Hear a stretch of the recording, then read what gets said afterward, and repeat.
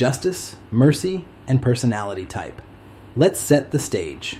Imagine you are a judge in a small town. A young man comes before your court. He is guilty. There's no question. He stole food from a store. But here's the twist. He did it to feed his starving family. Now the town is watching. You have two paths. Justice, apply the law exactly as written. Punish him to maintain fairness and order. Mercy, show compassion, reduce or remove his punishment, and help his family. Which do you choose?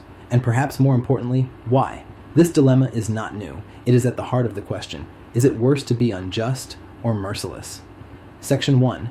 MBTIR, a lens for understanding our moral leanings. The Myers Briggs Type Indicator, or MBTI, is a framework that helps us understand why people often approach such moral dilemmas differently.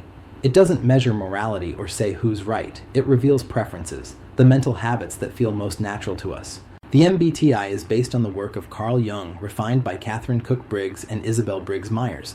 It identifies 4 pairs of opposite preferences: extroversion, E versus introversion, I, where we focus our energy; sensing, S versus intuition, N, how we take in information; thinking, T versus feeling, F, how we make decisions; judging, J versus perceiving, P, how we approach life's structure. For today's question, the thinking-feeling dimension is especially important. Section 2. Thinking versus feeling in moral judgments. Thinking types, T, make decisions primarily based on logic, fairness, and objective principles.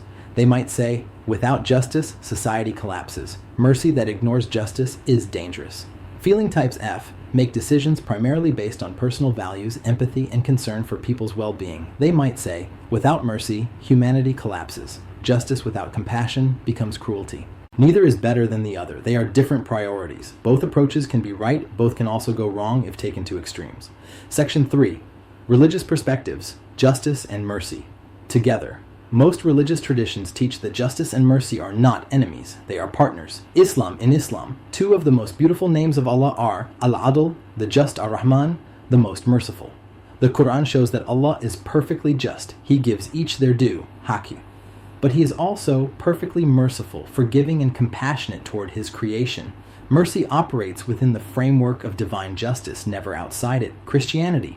Christian theology teaches that God's justice upholds moral law, while His mercy offers forgiveness and grace. The Bible says mercy triumphs over judgment, James 2:13, yet also speaks of a final judgment where justice will be fully served. Judaism holds tzedek, justice, and chesed, loving kindness, mercy, as central virtues. Rabbinic wisdom says justice without mercy becomes oppression, while mercy without justice becomes permissiveness. Section 4. Bridging MBTI and faith. When we combine MBTI insights with religious wisdom, we see a fuller picture. A thinking type may naturally lean toward justice. Faith can challenge them to temper their decisions with compassion. A feeling type may naturally lean toward mercy. Faith can challenge them to uphold justice even when their heart wants to bend the rules.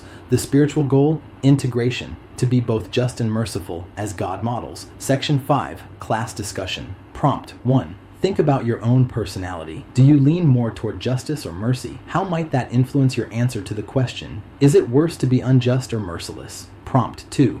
Can you think of a time when you saw mercy without justice go wrong, or justice without mercy go wrong? What happened? Prompt 3. How might understanding someone's MBTI type help you better predict or understand their moral reasoning? Section 6. Closing reflection. In the end, this question is less about picking one over the other and more about recognizing our own natural leanings and then learning to balance them. Justice without mercy is cold. Mercy without justice is unstable. True wisdom in life and in faith is learning to hold them together. So perhaps the real challenge is not deciding which is worse, but learning to live so that neither is missing.